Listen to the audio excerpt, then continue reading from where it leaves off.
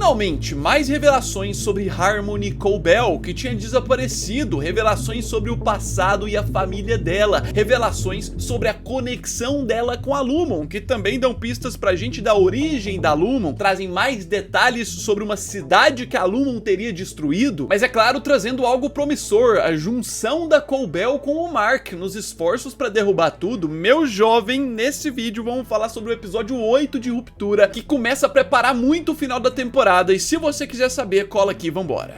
Fala, povo bonito que assiste esse canal lindo chamado A Gente Faz Agora, tudo bom com você que tá assistindo? Eu tô bem demais, eu sou o João Victor, pra você que não conhece, e hoje eu tô de volta aqui pra trazer pra vocês mais um vídeo sobre Ruptura segunda temporada, porque sim, temos mais um episódio que dá pra dizer que é um dos mais diferentes da série, com uma ambientação completamente diferente, com só coisa nova, episódio que você tem que pensar pra poder entender, e também um dos menores da série até hoje, se não o menor. Enfim, vamos explicar ele todo, analisar também, mas deixa esse like, ajuda muito na divulgação, e não se esqueça de se inscrever no canal pra você não perder nada, já tem vídeo de detalhes, e a gente tá na reta final da temporada aqui, a gente vai cobrir tudo.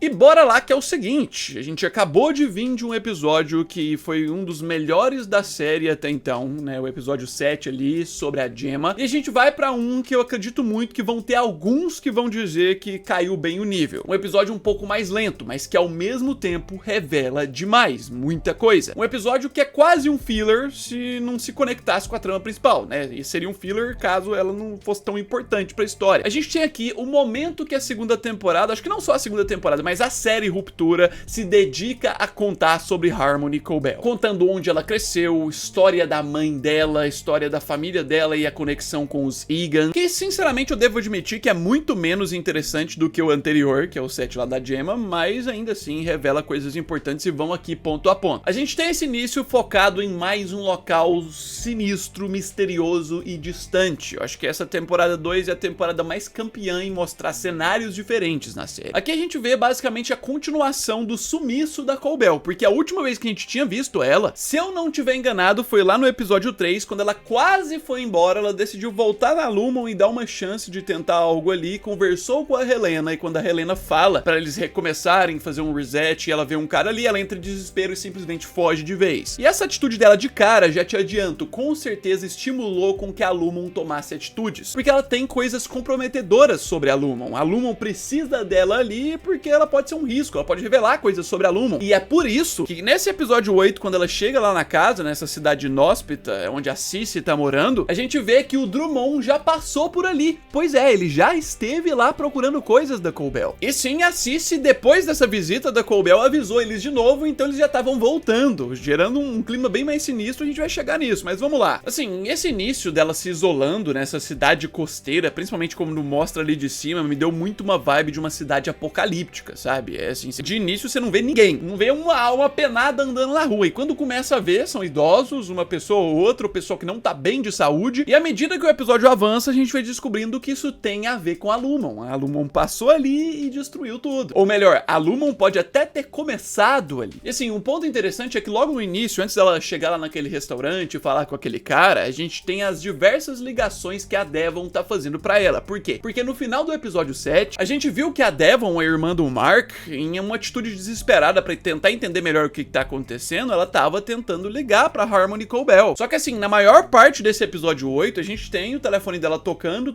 ela vendo que tá tocando e ela não atendendo. E por que que isso acontece? Justamente porque ela provavelmente tava com medo de ser rastreada. Durante essa ida na cidade, ela ainda é uma pessoa que a Lumon não sabe que tá lá, então ela toma toda a cautela, né? Ela vai, conversa com esse cara, pede pra que ele escolte ela, leve ela até a casa, ela não pode chegar lá dirigindo, e só depois, quando a Coubel descobre tudo lá, acha tudo que ela precisava, que a gente vê que a Cici se opõe a ela, né? Que é totalmente contra ela e a favor dos Egan. Só depois disso que o disfarce dela meio que já sumiu, então, tipo, agora a Lumon vai atrás dela, não é à toa que os carros estão chegando depois. Ou um carro só, de qualquer forma, é por isso que a Coubel no final atende, porque ela já não tem mais nada a perder, questão de ser rastreada. Mas assim, de início, eu gostei muito da ambientação dela chegando naquele restaurantezinho lá, naquela lanchonete, as pessoas reconhecendo ela, tipo, assim, você já começa a entender que ali é um local que ela já esteve. E assim, é legal que a Coubel até repara e comenta, né, que a idade das pessoas tá muito alta, né, as pessoas envelheceram demais. Significa que não nasceram mais pessoas ali. Você parou pra pensar nisso? Isso pode abrir até uma brecha. Será que aquela cidade ali ficou infértil a partir da passagem da Lumon ali, porque avançando no episódio a gente descobre a fábrica da Lumon naquela cidade abandonada. A gente é apresentado pra essa fábrica, um negócio assim que tá bem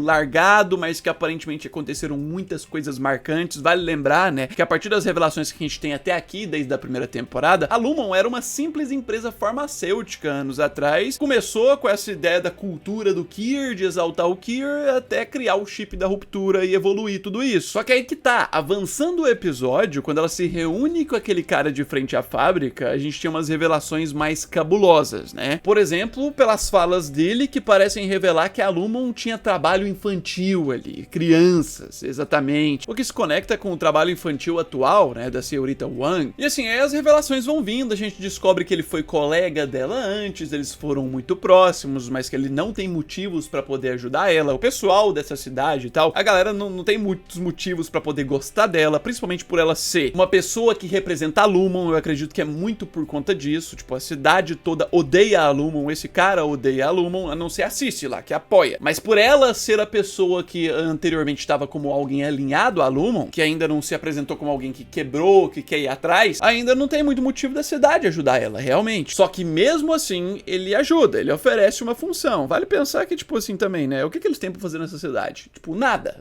mesmo. É uma cidade completamente lascada mesmo. A Lumon ter estado ali, aparentemente destruiu muito a vida das pessoas, e é bem possível que mais na frente na temporada a gente vai descobrir mais. Mas ainda falando desse episódio, a gente tem algumas outras revelações na conversa, por exemplo, que o Kier, né, esteve nesse local, que ele e o Imogen se encontraram ali, ou seja, teve um encontro marcante. É bem interessante a gente prestar atenção nessas coisas que mais pra frente vão se conectando. E assim, o episódio ele tem um desenrolar bem lento, como análise aqui mesmo, ele é um dos episódios que dá mais uma canseira, assim, de assistir, sabe? Apesar dos outros serem confusos, você precisar de muita explicação, é o tempo inteiro informação e é interessante. Esse aqui eu achei que foi o que menos prendeu minha atenção, sabe, na minha opinião. Significa que a série ficou ruim? Não, mas é óbvio que vão ter episódios inferiores a outros e tal, isso aqui com certeza pra preparar pro grande final da temporada. Mas aí vamos tocar no ponto sobre a casa da Cobell, porque é basicamente isso, né? Uma coisa que eu quero ressaltar, é por essa imagem, apesar da cidade ser inóspita, o local, tipo, bem longe e tudo mais, a casa onde ela viveu era mais inóspita ainda, era no meio do nada, do nada. Tipo, se alguém passar mal de alguma coisa aqui, é só rezar pra Deus mesmo, porque não tem muita solução. E aí a gente vê que a tal da Cici que ela tinha mencionado, que ela queria ver, aparece ali. Interessante que mais pra frente no episódio, quando ela tá lá dentro da casa, eu preciso falar, que dá pra gente ver a prova de que a Cici trabalhou pra Lumon, pelo menos como jovem aprendiz. Nessa cena a gente consegue ver colado na parede, meio que um certificado da Lumon, meio que uma homenagem que a Cici, né, a gente vê o nome dela completo aqui, Celestine Cici Cobell, que ela serviu a Lumon como jovem aprendiz. Isso meio que justifica muito porque que ela apoia tanto essa causa, né? A lavagem cerebral da Cici aparentemente foi completa. E uma coisa eu já falo, muito provavelmente no momento que a Harmony confrontou ela, bateu de frente com ela e já desobedeceu às ordens ali, falou que abriu o quarto da mãe e tudo mais, a Cici já deve ter ligado pro Drummond, que deve ter deixado o número caso a Cobell voltasse, pra poder avisar que ela voltou, pra eles poderem ir atrás dela. Isso deve significar muito que a Lumon tá querendo a cabeça da Cobell, acabar com ela. E é meio que isso que é citado ali. Lá no final, na outra conversa, a gente tem a Cici falando pra ela, não, se entregue pra eles, volte lá pra eles vão entender. E ela pega e completa a frase, sim, vão me aceitar e mostrar misericórdia, como fizeram com a minha mãe. E essa frase é extremamente importante, porque isso significa que se a Lumon encontrar ela, vão matar ela. E também o destino trágico que a mãe dela teve, inclusive naquele quarto, e aquele tubo que ela levava todo esse tempo era por conta da mãe dela, esse destino foi por conta da Lumon também, que mostrou misericórdia. E assim, aqui a gente vê que a Cobell não tá bem psicologicamente, que o que a Lumon fez com ela e com a família dela foi algo permanente que afeta até o psicológico dela. E eu falo muito isso porque ela tá lá pra poder conectar esse tubo, e nessa cena extremamente agoniante ficar puxando o ar, como se estivesse funcionando o oxigênio ali, é como se ela estivesse querendo reviver a mãe novamente, sentir a mãe novamente. Eu acredito muito que a explicação dessa cena é essa, ela tá tentando sentir a mãe, ela tá bem, tipo, enlutada pela situação. Ela, inclusive, não conseguiu presenciar a morte da mãe dela, né, ela não tava lá, então por isso que ela carrega tudo, ela precisava meio que concluir essa questão do luto. E assim, ela passa a noite lá, mas eu queria que você comentasse aí, foi só eu que achei, assim, extremamente agoniante vê-la passando essa noite lá, sabe, que achei que qualquer hora ia aparecer alguém da Lumon e pegar ela de surpresa, eu fiquei bem agoniado. Mas aí a gente vai pro ponto mais revelador do episódio, porque ela tá justamente atrás de provas que mostram que ela é uma cabeça por trás da Lumon, mas que ela não pôde receber os créditos. Naquele sótão, aquele local, aquele meio que porão que ela encontra ali, a gente vê algumas imagens, inclusive dela quando mais nova, quando homenageada ali, e a referência de como ela é chamada, né, como membro da Irmandade de Inverno, que tinha essa irmandade que ela fazia parte, que acontecia nesse local ali. E aqui a gente tem o Jaime Egan entregando pra ela, né, meio que um prêmio, um troféu em homenagem pelo que ela fez, só que os créditos não são dados a ela. E o que ela fez? Aí que vem o ponto. Quando ela pega o prêmio lá que tá guardado e tal, a homenagem, ela abre e pega os documentos com todos os desenhos e tudo que ela mesma desenvolveu. E a gente consegue a prova aqui que o seguinte: boa parte das tecnologias da Lumon ela mesma desenvolveu, e aqui a gente tem a explicação de que ela não pôde se dar os créditos, porque isso era meio que desrespeitar a questão dos Egan, né, do Kier. Então ela teve que dar os créditos como se o Jaime Egan tivesse feito. E se você não raciocinou quem é o Jaime Egan, não se lembrou do nome, é simplesmente o pai da Helena, que no final da primeira temporada ele contou pra Helena: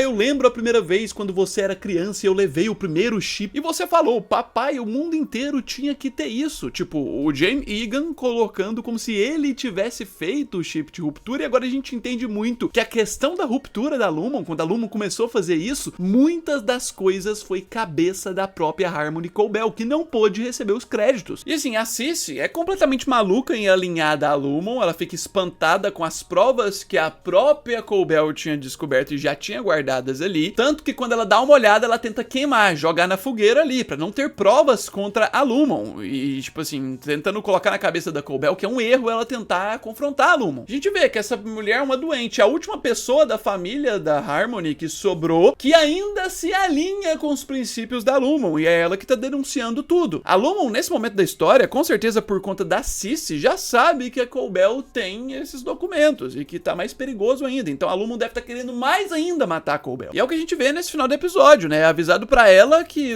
tem um carro chegando, alguém se aproximando, com certeza que é alguém da Lumon, pode ser o próprio Drummond, só que assim, eu queria muito, sabe, que alguém enfrentasse essa galera. O povo não enfrenta a Lumon, sabe, arruma uma arma, mete bala nesse Drummond, ou fica de tocaia, sei lá, derruba o cara com um pedaço de pedra, eu não sei. Não é possível que tinha um exército vindo ali, eu não acho plausível, deve ser uma pessoa que tá caçando a Coubel. E assim, a gente tem um grande ponto, que ela foge com o carro e deixa eles lá. E meu jovem, é bem possível que esse pessoal aqui tenha um fim trágico, a gente só descobre depois que eles morreram. Mas aí a gente tem que ir pro ponto que finalmente agora a Coubel meio que tem sua redenção pra história, né? Porque se ela era vilã era meio que inimiga, principalmente na primeira temporada, agora ela se vira pro lado do Mark. Ela finalmente aceita a ligação da Devon, pede pra colocar o Mark na linha e pede pra ele contar tudo. Isso significa que agora ela vai se alinhar com o Mark e ajudar ele nesse processo de reintegração pra descobrir mais verdades. E assim, a gente sabe que ela tem mais coisas que ela sabe que não foi contada ainda, então é bem possível que ela conte pro Mark e a gente descubra mais ainda sobre a Lumon. Fora que assim, é que enquanto ela tá indo com o carro, a gente tem um ponto interessante que ela pergunta, né, antes de falar com o Mark, ela pergunta pra Devon se a Regabi já matou ele. Se não, coloca ele no telefone. Isso significa que a estratégia da Regabi de reintegração e tudo mais sempre tende a dar errado, ou seja, teria grandes possibilidades do Mark morrer mesmo. O Mark assim, tá com muita sorte de ter sobrevivido, mas o fato dele tá vivo significa que ele vai se manter e vai dar certo isso aí, porque ela, que alguém lá de dentro, vai ajudar ele agora. E é por isso que eu falo assim, mesmo sendo nos episódios mais lentos e chatos talvez da temporada, ele entrega revelações bem importantes, questão de origem da Lumon, conexão da Coubel com a própria Lumon e a questão da família dela, e coloca a Coubel do nosso lado, do nosso time, prepara coisas pro final da temporada, faltando 2 episódios aí, tudo começa a se preparar, então empolga muito esse final. Assim, um episódio nível bom pra muito bom, pela quantidade de coisas que revela, a narrativa é mais lenta realmente, mas eu acho que foi intencional. Eu quero que você coloque nos comentários o que você achou desse episódio, não deixe de se inscrever no canal pra você não perder nada da cobertura sobre ruptura, já tem vídeo com vários detalhes que você pode ter perdido extras nesse episódio aqui e referências. Deixa esse like aí, ajuda muito na divulgação, já eu tô de volta, no mais é isso aí, um abraço, fui!